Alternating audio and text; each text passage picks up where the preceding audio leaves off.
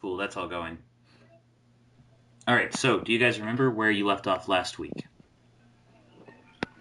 Basically, I do. Not really. I remember certain select group members swan diving off a cliff. Okay, well, sounds like, Jessica, you remember what happened, so do you mind doing the recap for everybody? I'll try my best. Alright, I'll fill in the gaps. Um, so we were all journeying on this boat. I don't know where everybody else was going, and I was just traveling. But somewhere along the line, we kind of crashed. And everybody woke up on the beach, and first thing was we were being attacked by water scorpion thingies. So we killed those and quickly got around to helping everybody else out. And then we went and searched for the boat and we scavenged that for supplies after finding another larger one of those scorpion thingies on the boat. And who was it that nearly died to the giant scorpion thing? I don't know what you're talking Well, I guess that doesn't matter. about. So that thing died, and we saved the person who was in trouble. And then we scavenged for supplies on the boat, and we got a ton of stuff. And then we all went back to the beach, and we started setting up camp. Alright. Yes, all that happened. At least I can climb. What kind of elf can't climb? In addition to the 5 quote-unquote heroes that have landed on the beach, 5 other people survived as well, including Eris Movado, an elven woman from Port Peril with a taste for alcohol and a quick temper. I thought she was half elf. No, she's full elf. Alright, never mind. The full elf is your party member, Ezreal. Gellic Amberwinge is a gnomish entertainer from Magnamar. Ishiro was a Tian man, a human.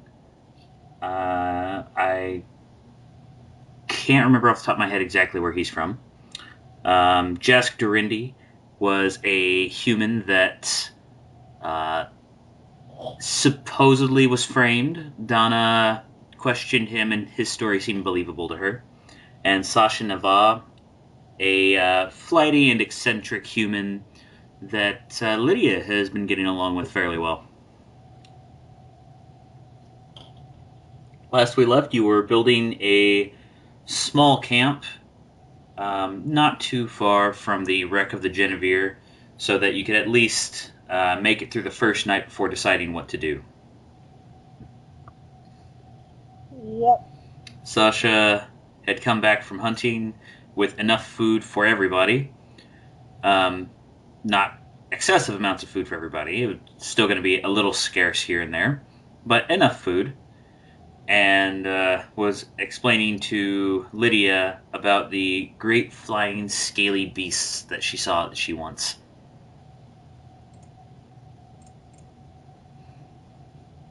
And that is where we left off. There was also a journal, right? About the captain getting all smoochy with somebody and running off. Yes, it was a journal entry of the captain becoming increasingly obsessed with another member of the ship that is not with you. Yeah. Ooh, Lydia likes them saucy books. Apparently.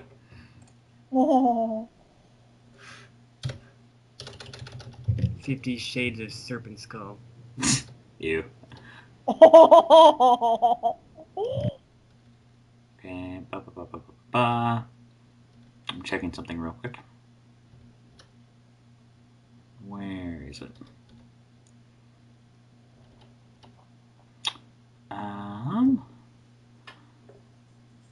I can't seem to remember the name of the woman. Aina, that's what it was becoming obsessed with, was the object of obsession of the captain up until the crash.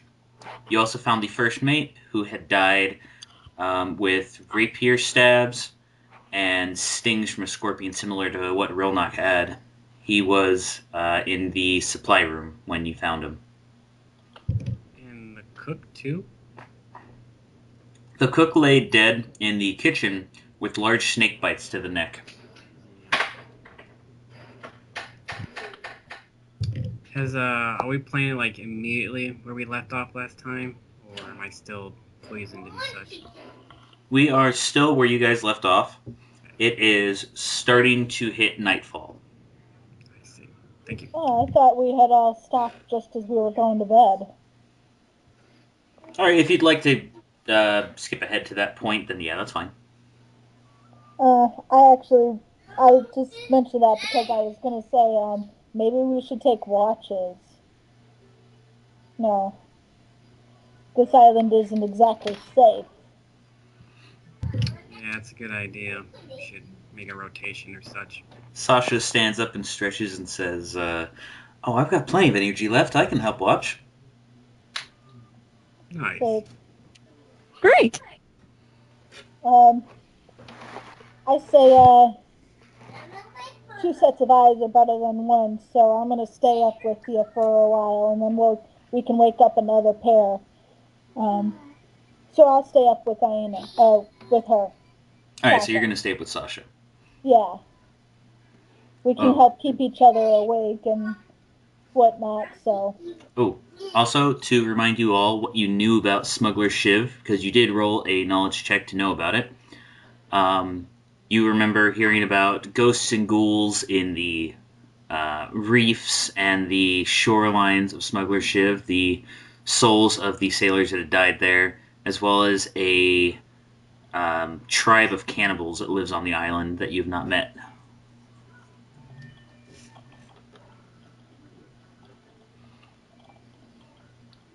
All right.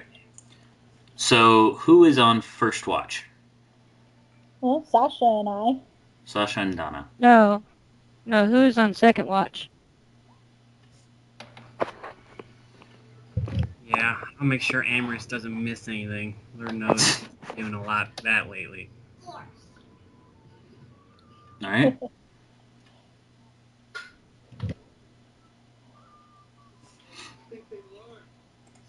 Alrighty, so on Rilnock and Amris's shift,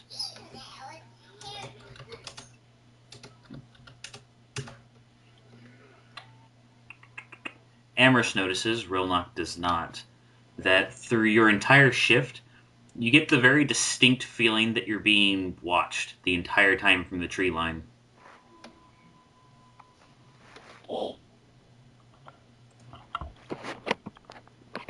Can you guys hear me? Yes. Yes. Nice. Well, I motion to real knock, and I point towards the tree line. I guess maybe my dark vision can. Oh, I guess you already did that. You should probably. What is it? I suppose. Can you tell what it is, my fair and competent friend Amherst? You can tell that all you get is the distinct feeling that something is watching you. You don't really Like see hairs it. on the back of your neck stick up. Yeah. It's kind of like that sixth sense you get when somebody's like stalking you. And it stays there for a good 3 hours and then just seems to disappear. Should probably, I guess, note what direction that came from, and maybe check out that area tomorrow when it's more light out. You can find some tracks or such. All right. Who is going to take the third watch? I'm just going to split it up into 3 watches every night. No, who's on first? Donna and Sasha were on first.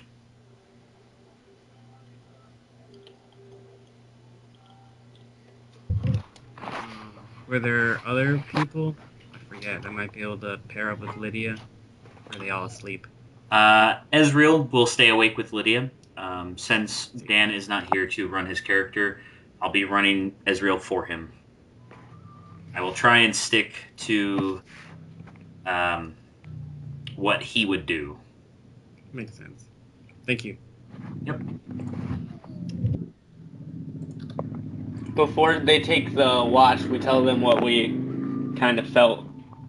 So then we pass on our information to Lydia.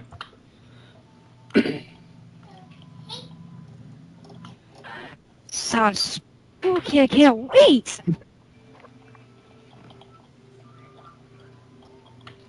Oh, sorry. And I'm going to swap you guys over to this. We're drowning. This is no, not quite. This Oh is my the God, same. we're giants. Not quite that either. This is the same map you have in your journal. This is just a blown-up version that whenever you're not in a combat, I'm going to swap you over to so you can edit it as you need to. Near the north in area B12, A is where you were shipwrecked, B is the shipwreck. A is, the beach where you all woke Okay. up. Super cool idea. So whenever you find something new, I'll let you know exactly which grid it's in, and you guys can mark it. Cool. All right. The third and final shift passes without any problems. Oh, Lydia didn't find anything? No.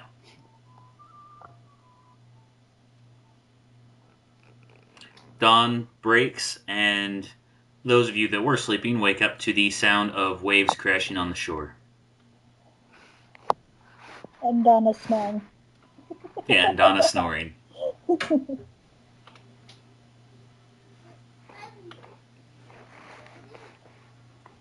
Well, Donna's not an early riser, so unless somebody wakes her up, she's gonna sleep half the morning away. Oh, sorry, I didn't see that Lydia actually ran into the bushes. I didn't see that bit, sorry. Upon running into the bushes, Lydia, and I'll say you do this somewhere during your shift before they wake up as light is breaking, you find the body of a monkey. It lays dead, completely drained of blood. Aw. There are 4 large bite marks in its neck.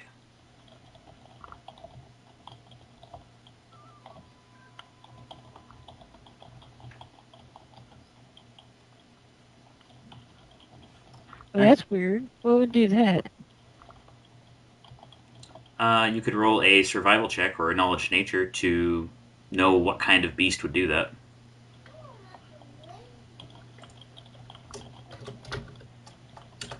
As far as nature goes, Lydia isn't really sure, and I assume you drag the body back. Yes. All right. After everybody wakes up, Amherst takes a look at it as well, and he's not sure either, as you are the only two with knowledge nature. Should we roll knowledge nature, or did you just tell us? I rolled it for you. Oh, okay. Oh, okay. Yeah, survival, though, you guys do need to roll, because that is something that you can know. Oh, okay.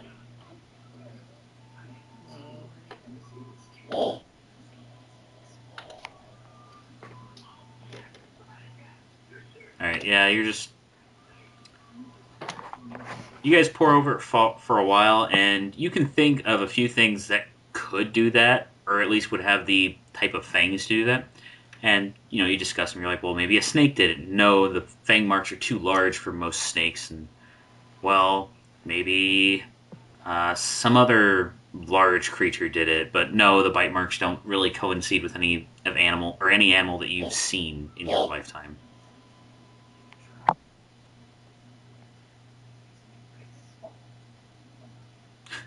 The teeth marks are far too large for just like a humanoid vampire.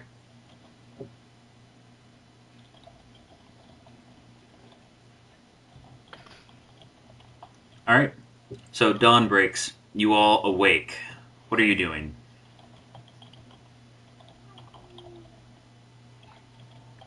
I guess Realnock will kind of get his groggy face up and kind of take an inventory check, make sure we didn't lose anybody in the night that shifty, stalking feeling kind of left me a little on edge. All right. You look around and you see that everybody is still around except for Sasha. Uh-oh.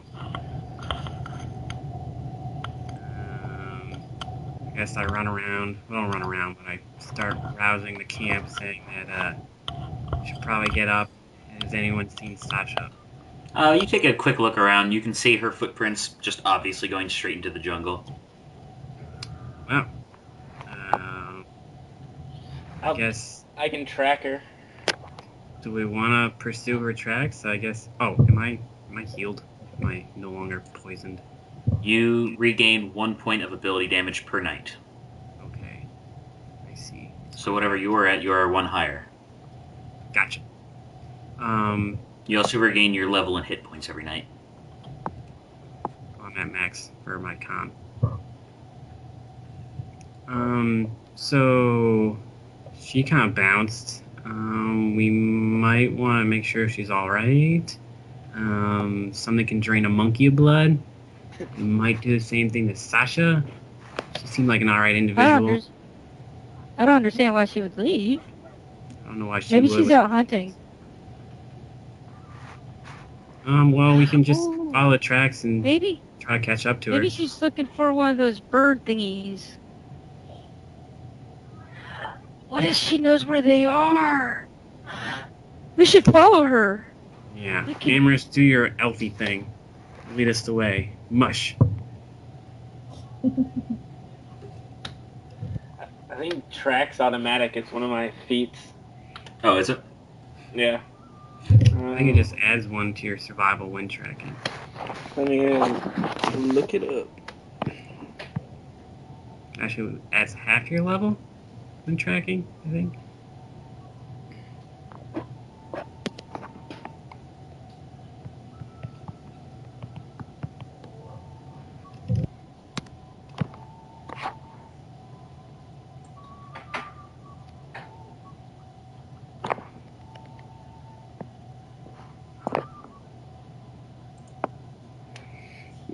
Yeah, adds half his level, minimum 1 to survival skill checks made to follow tracks. So, gotta do survival check.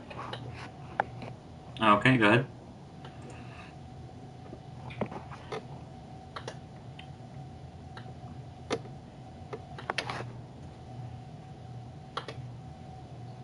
Alright. Amorous is able to track her. The tracks are still fairly fresh. And you go for a ways into the jungle. You're about 30 minutes in. It's, quite a while. And you eventually find her in the middle of the forest, skinning and gutting a deer. See, told you guys. Silly woman. You should let someone know before you disappear. I don't like surprises. She looks up with a broad grin on her face, saying, "Oh, what's the harm? It went all right, didn't it?" Yes, it definitely went all right. There's no harm. He's just overreacting. She goes, scoff. Walk back towards the direction of camp, unless it's really far away. It's 30 minutes away. Oh, okay, then I'll just walk to the side of the group and ignore the rest. Clearly upset at the situation. She says, "While I was out, though, I saw where the big flying things went, Lydia. Oh, where? They kept on flying, which way was it? To the west, yeah. They flew somewhere up there. I didn't see exactly where, but they flew up there. And, you look to your west, and it slopes upwards up the cliffs." Come on, guys, come on! Lydia will start heading off to the west. Ooh, something to finally smash. Alright, I'm on board for this. Maybe it wasn't such a bad idea. Wait. Disappearing into the woods. I'm gonna stop everybody. By now I'm actually awake.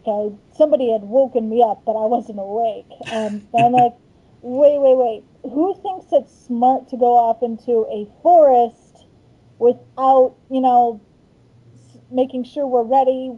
I mean, we've all at least got to have breakfast first. I mean, it's first breakfast, and then we got to, make sure the fire doesn't go out, and then the second breakfast, and we got to at least eat before we start exploring. Sasha pulls out a dagger and cuts off a hunk of meat and says, "Here, breakfast." See? As much as I like meat, I like it cooked.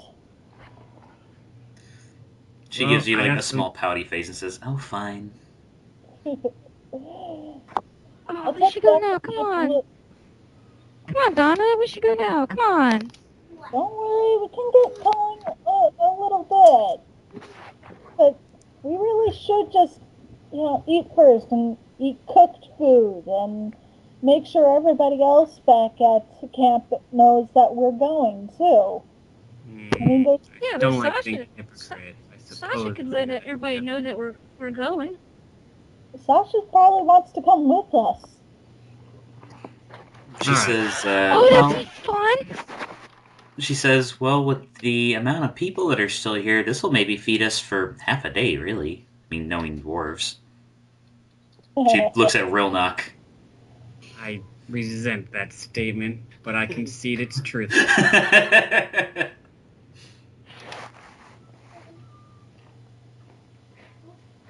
Well, here. I got some flint and steel, or whatever that stuff's called. We'll make a nice little fire right here. I'm sure some of this wood isn't sopping wet in this jungle. We'll make a quick fire. We'll heat our meat. We'll run. We'll fight a super awesome flying thing. I want its head on a stick. She says, "I'd rather have the whole thing, thank you." Oh. Well, I'm sure we can find at least 2.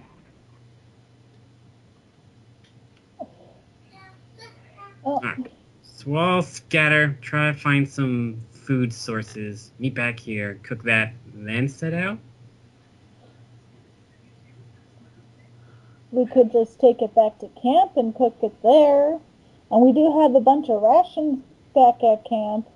And then we can all let the others know, and then we can get going. Fine. I like this idea. It's sound.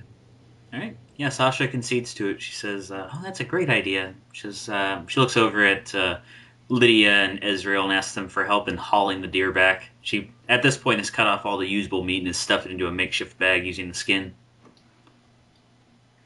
Ew. She says, "What? You don't like it raw?" Alright. Well, I'll help too. That looks far too heavy for me to carry.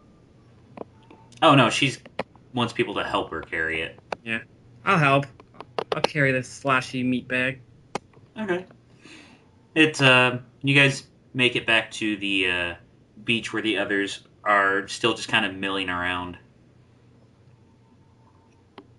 Why don't you guys get this set on the fire and get it going? I'm going to talk to everybody else and let them know that once we're done with breakfast, we're going to be heading out to search the jungle. I'll grab my my pack and make sure all my supplies are ready for our adventure time. Okay. You let everybody know and take so many pebbles. You let everybody know, and Jask nods when you let him know. He looks at Rilnock and says, "You still look hurt, friend."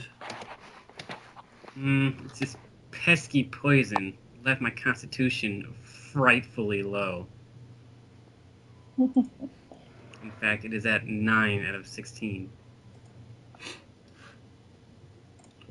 He says, "Well, I could help with some of that, but I don't think I could get you to what you were once able to be." Well, I'll take any help I can get at this point. As a GM, you do have 4 potions of lesser restoration. Oh, do we? Yep. And that gives... Yeah, how much? I even offered them to you. Yep. Each one heals D4 points of ability damage. I'm going to, with the consent of the group, swag at least one of those. Nope. I vote no. Rock, paper, scissors? I suppose that's true. If he is going to help, I'll take some of it. I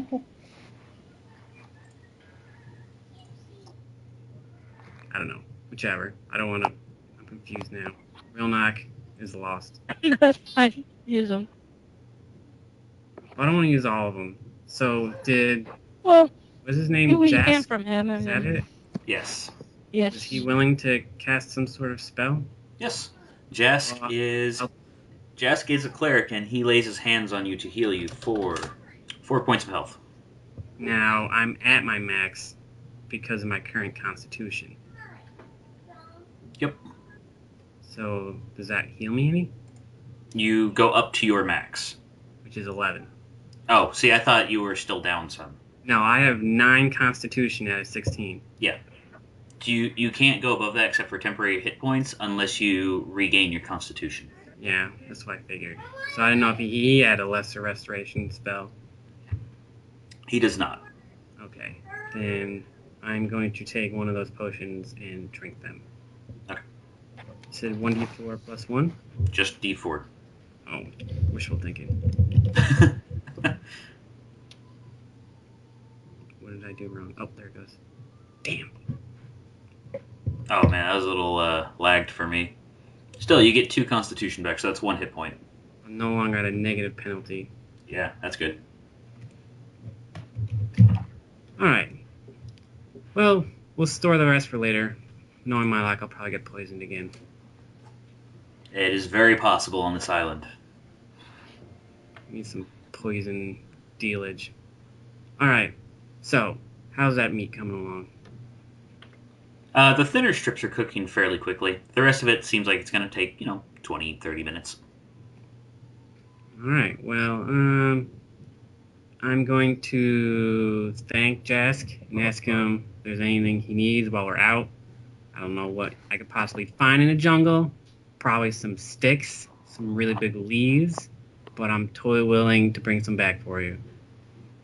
He says, well, after we leave this island, I expect I will be returning into custody. He nods towards Donna. Donna That's my will say, opinion. I never saw you. Donna will say, well, you've been quite truthful with me, and I believed you when you said you're innocent. As far as I know, you are. So, while I may not entirely trust you, I believe you. So I will stand behind you and help you. I will not be returning you to anybody unless you tell me otherwise. You should listen to Donna Jaska. With her on your side, she'd be able to clear you of all these wrongful accusations and restore your family's honor and we'll be able to take you back home. Ooh, me and Donna can make a big, we can go ourselves and just have this great fantastic journey and then we Lydia. Jazz, stop. Lydia. Jazz walks forward and just puts his hand on Lydia's shoulder and says, calm, little one, calm. Says, I appreciate all of your support, but I would need proof of my innocence. Luckily enough, as odd as that is for being on Smuggler's Shiv, I believe long ago one of the captains of the Shackles, who was in league with one of my superiors that put a price on my head. That captain, I believe, it was rumored he wrecked on this island. I believe he sailed a ship called the Brine Demon. It's some hell of a name. Aye. It's very unlikely, but if you do find that ship, and if there is anything on it that would maybe suggest my innocence, I would be forever indebted to you. Got you. I'll bring you back one Briar Demon. and/or evidence therein. Way to roleplay. I will definitely help if I can. I will look for whatever you need to help clear your innocence. He says, thank you. In the meantime, I will see to the rest of us and make sure that we don't succumb to this island's infections before we leave. Yeah. I say, and the best way to not go insane is to keep yourself busy. I suggest everybody here find a task and do it. You chop down some trees and make a fence, clear out. Fresh water is probably something you're going to want to find too. Yep. Well, as far as fresh water goes... Ah, crap, I don't have access to Ezreal's spell sheet. Lydia, don't you have Create Water? I think so. Let me check. No, I do not. Oh, I could have sworn you did. All right. I have Detect Magic, Light, Prestidigitate, and Read Magic. All right. Well, as far as water goes, Ichiro stands up, and he just nods and doesn't say anything, and starts looking around for stuff to carry water back to the fire and to boil it with. Okay. Well, takes care I of that. do have. Sorry, go ahead. Nope, you're good. It's all you. I say I do have a big pot within my inventory. It came with one of my kits. So I'll leave it with Jask and say this is for making water and cooking foods and whatnot. I think you'd probably be the best person to leave in charge here. Make sure everybody keeps busy and doesn't spend too much time alone. That's how you go insane. Says, we will endeavor to stay safe until you return.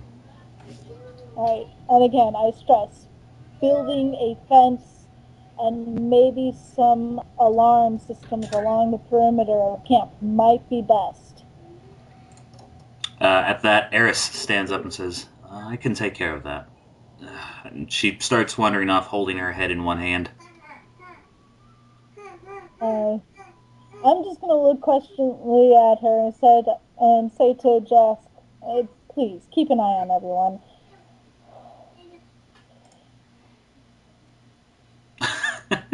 Oh, God. Lydia's an inquisitor.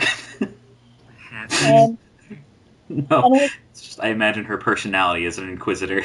Oh, gosh. Who done it?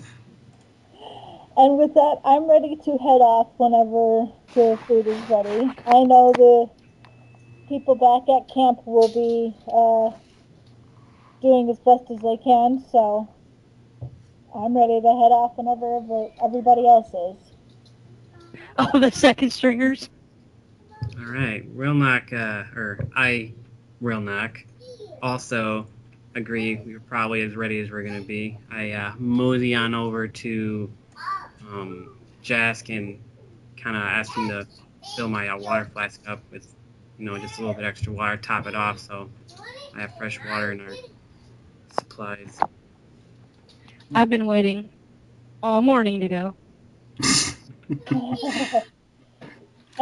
I'll pat Lydia on the back. I'm like, all right, lead the way. I know you want to explore the jungle. You and Sasha can go on ahead. Yay!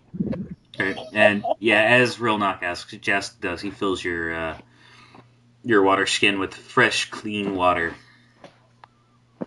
It's kind of the best. As you leave, he says, "May Nethys guide you." And you as well. Alrighty. So you guys are heading off in search of the flying scaly beasts, it sounds like. Yes. Always sounds like a good And time. also, the thing Jask needs. If we come across it, I definitely pursue it. Alright, cool. Let me find something real quick. mess around in there, go pee, and then you're done. Yeah. Okay. No, Lydia, don't. Not in public. Alright, so you guys have seen these creatures flying. You can usually see them in pairs or in trios when they're flying around. For those of you that are trained in survival, go ahead and give me a survival check.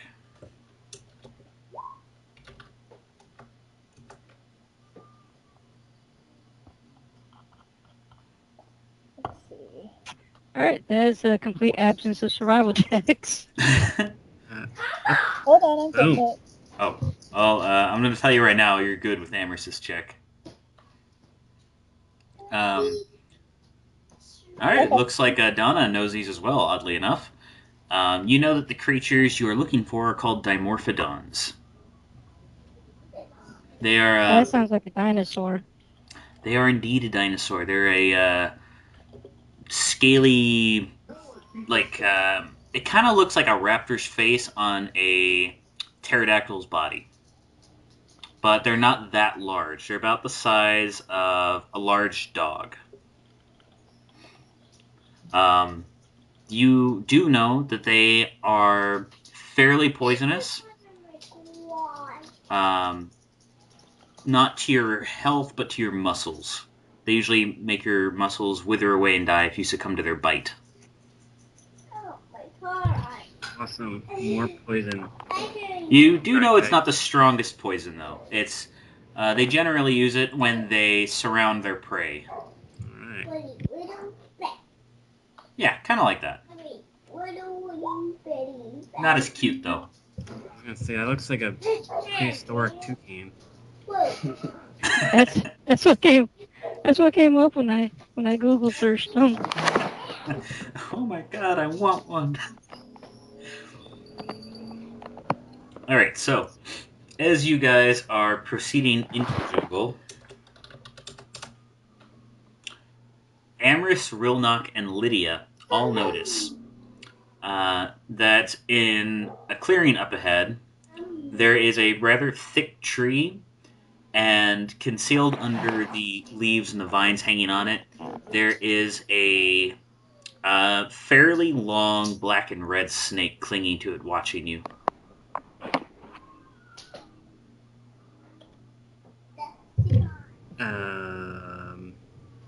There's a snake, and I don't like it.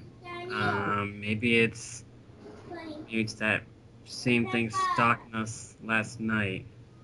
You don't get that kind of feeling. It looks like this thing is just waiting for you to get close. Oh. Yeah, I'm gonna definitely stop and be like, Amris, your bow ready, because I think that snake wants to eat me.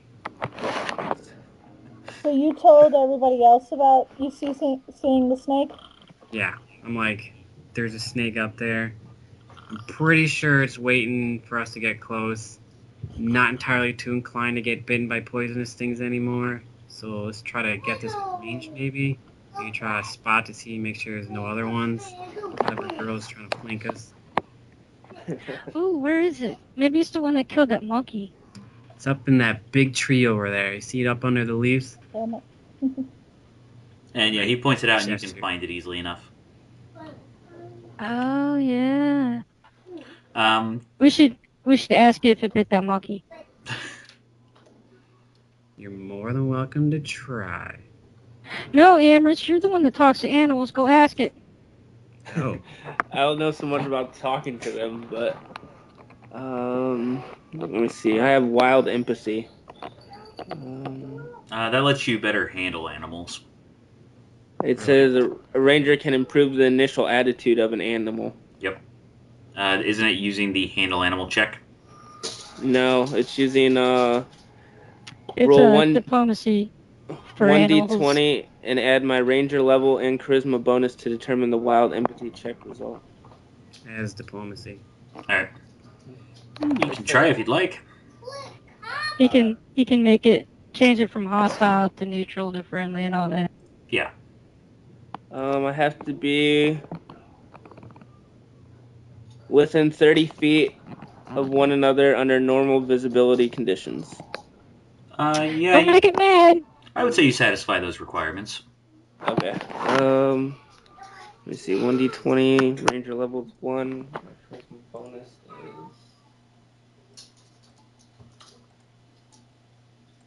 +1, +2.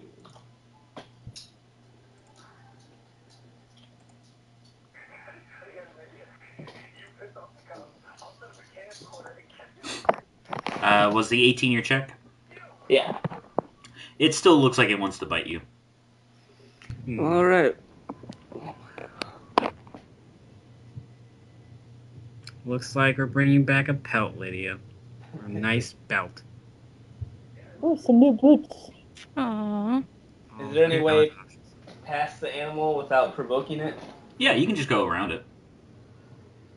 You guys want to risk getting poisoned, or do you want to go around it? I don't think I like that idea, but I mean, do you think we just shoot it out of the tree? I guess we're gonna shoot every single thing that looks at us. We might be here a while. Well, it's probably just a regular old animal. It's hungry, so I don't think we really have to worry about it. You know, the Red and animals are black, more you said? scared animals are more scared of us than we are of it. If we just leave it alone and avoid it, I'm sure there will be no problem. Don't So think that nobody logic ever. applies to jungles. I'm pretty sure the jungle always wants to eat you. But I'm for it. If I'm whatever the party wants to do. If we're skirting around, I'll do it. I'm just gonna be watching that snake. I don't want to put my back to it. All right. And it does. It doesn't leave the tree. It just continues to watch you. I'll be back for you, snake. Just you wait. Alrighty, that was roughly around here.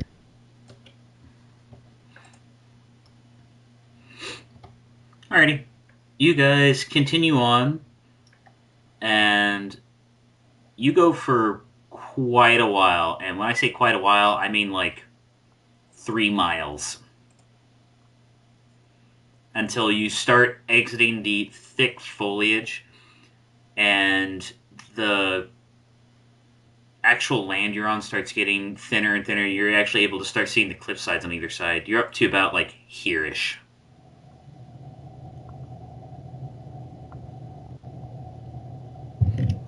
So where exactly are we going here, Sasha? There's some sort of cave. For those of you that recognize what the Dimorphodon was, you know that they generally do lair in caves on cliffs. Okay. So, did you see this particular cave they're living in, Sasha, or are we just going on a hunch here? Sasha's not with you. Oh, she's not? No. Oh, wow. In that case, No, she knew that they kept on flying up towards this part of the island and descending every time she saw them going up there. I see. Alright, well, I turn to Amorous, since I guess he's the one who acknowledged their identity, and say, so where exactly we're going here? I don't exactly feel like face diving off a cliff like last time. Give me a survival check. Yes, sir. Ooh. Ouchies.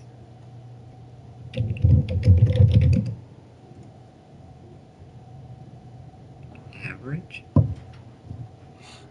Alright. Well, Real Knock's not gonna fall off any cliffs, but Amorous, using his tracking skills, is able to find a cave where it looks like Dimorphodons would live. Good job, Amorous. You're actually not so much of a failure after all. Yeah, he finds, telltale signs. There are bones and small piles of feces and the smell of a lived-in cave, if you happen to know what that smells like. Alright. So I'm going to Well, let's get kind find of out. excited here. As Lydia walks into the cave. I'm gonna hold Lydia back right before she goes into the cave and say, let's not just be so hasty. We'll go in together and we'll be cautious about it. Let's just not walk into a possible death trap. Oh, I don't think Dimorphodons can make traps, Donna. Can they trip? They don't have thumbs. Well, They don't can, have thumbs. They can ambush. Real knock. Yep. As you guys are standing outside the cave, you and Amherst can both hear snoring from within. Oh, that doesn't sound good. Is I'll it make like, sure that Donna's still out here with us. like a breathy, like deep snoring, Yeah. or like can we?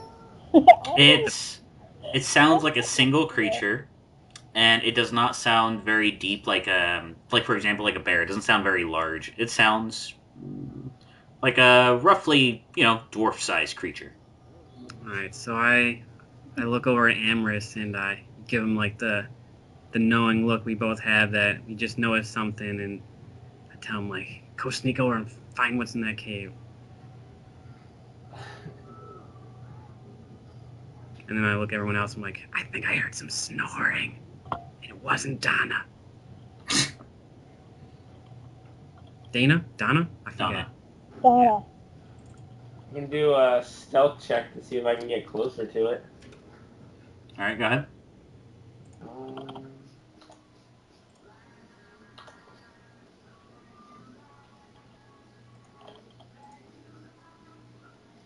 Okay. Let me swap you over real quick.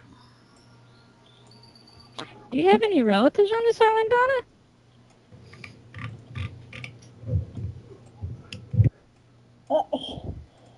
If it's a dwarf, if there's a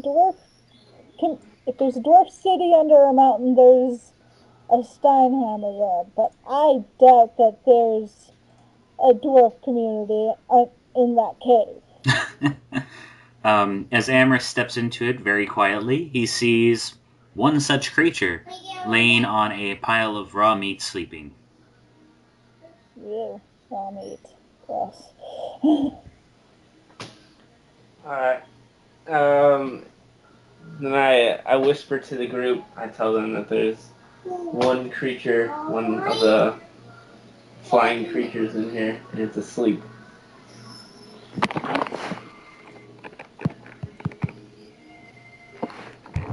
Ooh, maybe we can capture it. Does anybody have a big bag? I have a big axe that's good at capturing heads. I have a big axe too, and I have several bags. I suppose we could try capturing it.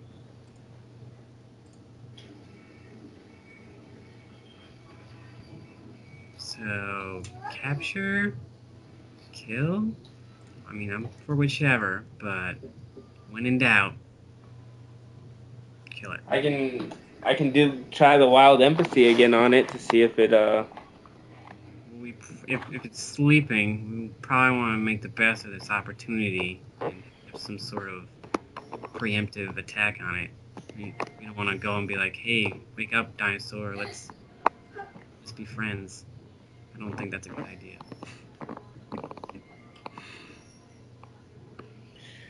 So do you have any idea on what to do to capture it then, Miss Smarty Pants? It's not my idea to capture. That's Donna's idea. You can leave it up to her.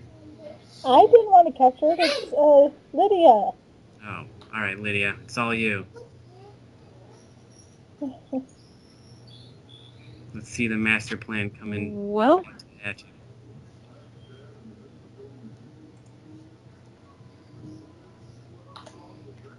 so do we have a bag? Does anybody have a bag on their gear list? I I have rope. do. I have several bags. How large are these bags? Like a sack? Yeah, sacks. You could put a sack over its head. Yeah, alright. And punch it in the face. All right. Well, Amherst, looks like you're going dinosaur fishing.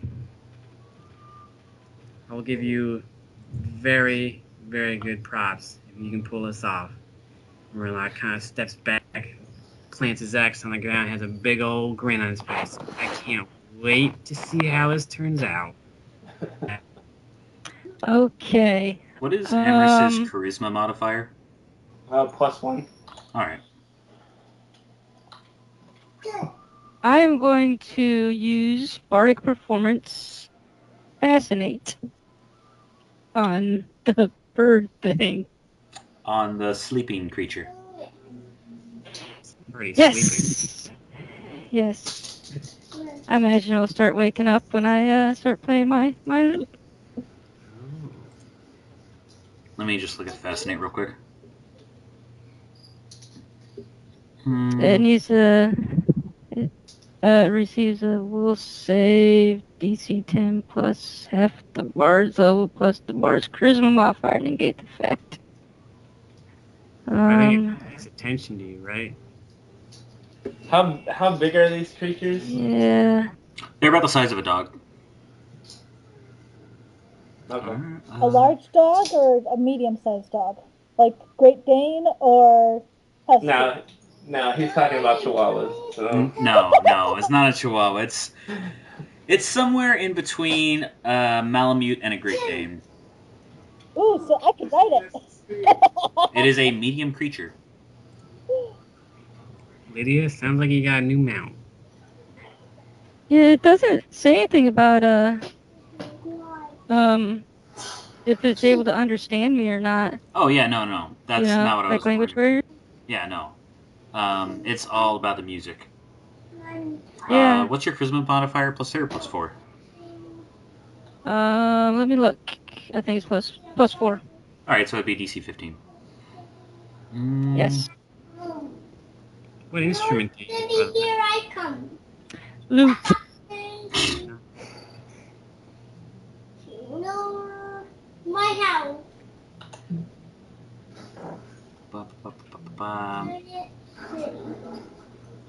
Okay, so Fascinated. What happens with Fascinated? Can you put this in my wine? Okay, so it does nothing, basically. I think it like hurts their perception. Yeah, they take a -4 to perception, and they don't do anything, but if you do anything openly hostile, like draw a weapon, it will break the effect. Okay, yeah, I'll go ahead and drag you into the cave. It wakes up, and it looks at you groggily, and just kind of sits there and listens.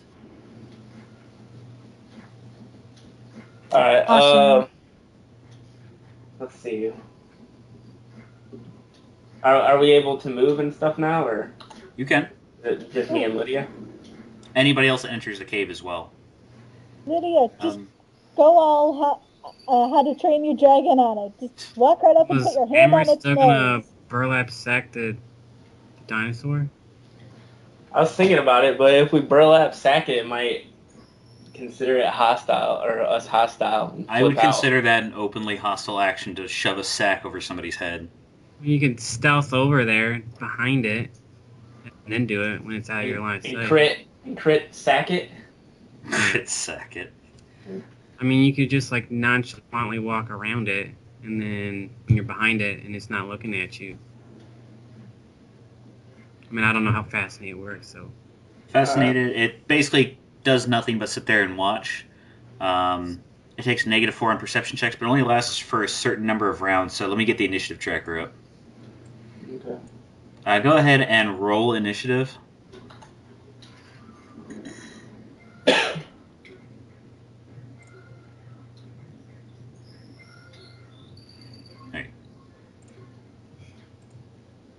Okay, so Lydia is playing her lute on the first round. It is Fascinated and just continues to watch her movements. My car. Is Lydia doing anything else during this, or can she do anything else? That car. It's a standard action. Your car. Ken, please mute yourself and use push to talk. It's a standard action, I think. So I'm just I'll move off to the side over here. Alrighty, sounds good. Amherst, what are you going to try and do?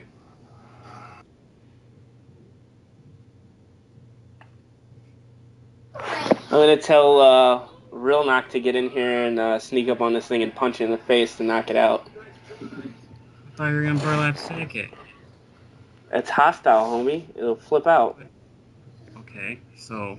As a So why GM, don't I would recommend you try Wild Empathy before anything else, because that's a non-hostile action. Let me bring out +2, I think. I'm gonna try a Wild Empathy on it then. I'm just saying, it's better to do things that won't provoke it while you can. Yeah, makes sense. Then start off with, hey, go sneak up close to it and punch it in the face. Good thing it doesn't know common.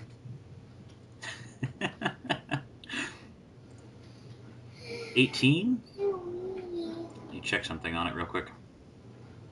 Oh, that should be more than enough. I think it's harder when they're like depending on what they start out at. Well, I think the DC is their hit dice plus their will save. No, not their will save. Their wisdom modifier. The DC changes based on what their attitude is, and wild animals generally start off unfriendly. True. And the DC is 20 plus their charisma modifier. Just usually negative dinosaur or monsters. Yeah. But it gets does it get minus penalties? No, those are skill checks. Damn it.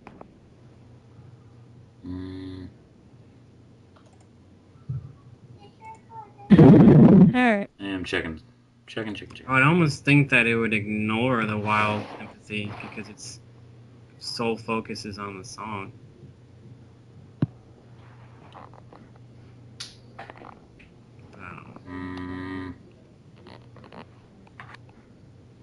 Yeah, no, it doesn't even seem to notice Amherst as he tries that.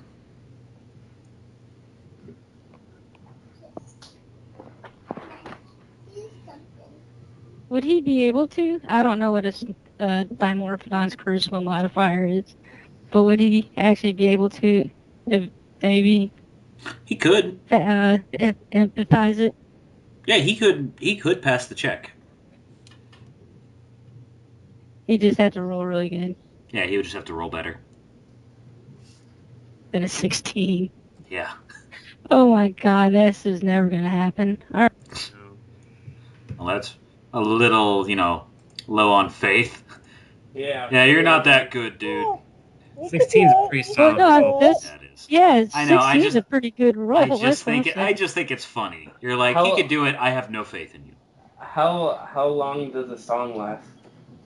Or fascinate? As long as she 2 keeps rounds on doing after I stop playing. Yeah. Oh, okay. So I get time. I mean, I could just keep rolling, trying to soothe the little turd. Yeah, but like she has like a certain amount of time she can play it per day. Oh. So eventually we'll run out and we'll waste her ability, which could also be used to give us buffs and stuff. So I'm gonna say either move up behind it to do something, or I'm just gonna nonchalantly walk up myself and just kind of do the whistle walk to the side of it. Yeah, and try to knock it out. Or just get in the position to. Okay, go ahead and move yourself closer. Right. Would Donna like to enter this and start doing something? Yeah, Donna's gonna enter. And I'm for right now. I'm just gonna watch.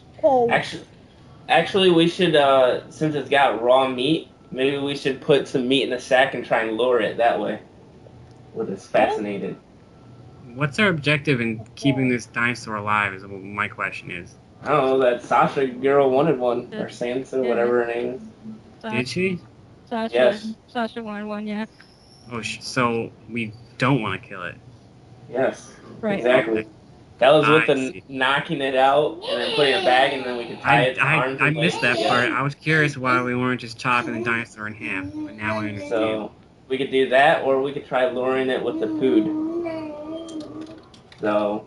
Well, I don't think it needs food. It's got a pile of meat right in front of it. Maybe there's a way that we could try and befriend it or something. Yeah, our way isn't good enough, though. That's the problem. Amherst is the only one who can really do that. Wild empathy. Unless I'm missing something. You can cancel your song. We'll give him 2 more chances. And then, if that doesn't work, I'll try to grapple it or something. Yeah, let's do that. If anything... yeah.